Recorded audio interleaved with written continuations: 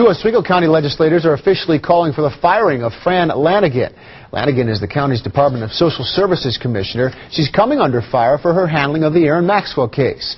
11-year-old Erin Maxwell lived in filthy conditions at her Palermo home up until her death in August. Her stepbrother, Alan Jones, is accused of killing her. Her father and stepmother are facing child endangerment charges because prosecutors say they forced her to live in these deplorable conditions. The Department of Social Services has been criticized for not taking greater action after complaints were made about Erin's living situation. That criticism picked up new momentum today. Jim Kenyon joins us with more. The report by the State Office of Children and Family Services was actually requested by DSS Commissioner Fran Lanigan, and it found that her Child Protective Service workers could have done a better job at protecting Erin Maxwell. The state report found Oswego County did a poor job of investigating 3 complaints about Erin Maxwell's living conditions in 2003, 04, and 06. But the state found the county would still not have prevented her death last August.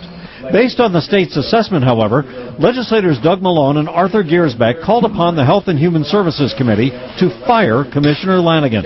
We need to do something. You need to cut the head off the snake now. But other lawmakers came to Lanigan's defense. I resent that our department head is being called not capable of her job. After the motion to fire Lanigan was tabled, the committee allowed some of her harshest critics to speak their minds. That house was filthy. It wasn't fit for animal nor for Erin Maxwell. And I say that if the DSS was in that house, then shame on them for allowing that child to live like that. You ignored the fact that DSS did indeed not do enough for Erin Maxwell. Shame on you. Shame on you. We have had enough, and it's time for action, not excuses.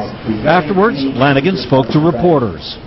People are very passionate about what they believe, and I just don't concur with what they believe. They're calling for you to leave office.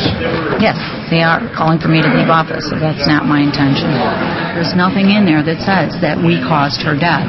We were talking about 2.5 years before this incident last August. In the back of the room was Dennis Mullaney, the former emergency room doctor at Lee Memorial Hospital in Fulton.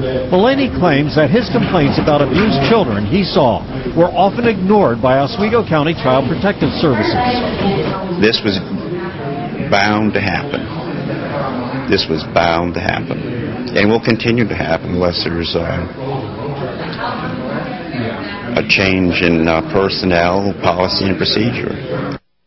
And in her defense, Commissioner Lanigan showed me a letter that she wrote to Dr. Mullaney in 2007, which she feels counters his claims that they did not take his reports of child abuse seriously. Well, this meeting wasn't intended to be solely about Fran Lanigan today. Right. It was also to look at the reports, see if there were any solutions that they could get about how to handle things differently, right? What came of that? Well, actually, they came up with a number of suggestions here, including lessening the workload of caseworkers. They exceed the state standards, establishing a child abuse task force to take a much broader look at this whole situation, and also the possibility of the county establishing its own hotline, like Onondaga counties, so that these calls aren't routed through an office in Albany. Yeah, start local and maybe stay local that way. That way. Thank you, Jim.